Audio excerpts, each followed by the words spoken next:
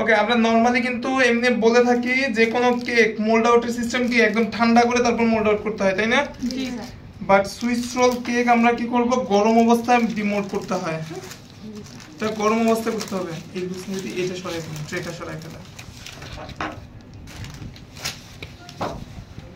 এটা আমরা হচ্ছে গরম অবস্থায় ডিমোল্ড করব। হ্যাঁ, কারণ কি, কারণ হচ্ছে এটা আমার একটু হচ্ছে রোল করে দিতে হবে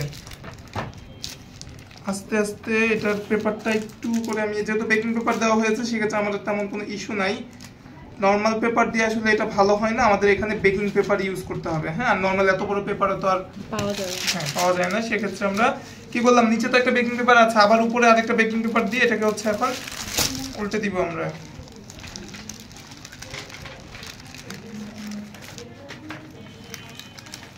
আসছে প্রিন্ট। ওয়াও স্যার, সুন্দর আসছে। এখন কি করব, আমরা এটাকে উল্টো করে দিলাম। উল্টো করে দিয়ে এখন হচ্ছে কি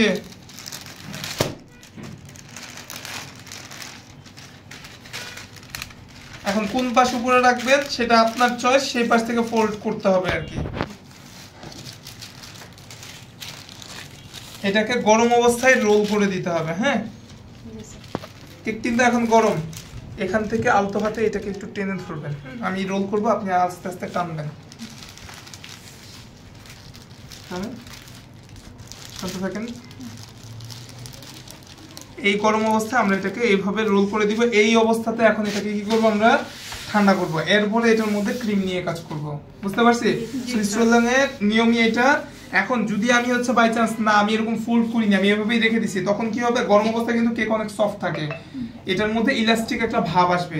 আমি যদি হচ্ছে এইভাবেই ঠান্ডা করি তখন পরবর্তীতে রোল করতে গেলে অনেক সময় ভেঙে যাওয়ার বা ফেটে যাওয়ার একটা পসিবিলিটি থাকে। সো আমাদের এত রিস্ক নেওয়ার দরকার নেই, আমরা হচ্ছে এভাবেই এটাকে ফোল্ড করে রাখবো। ঠিক আছে?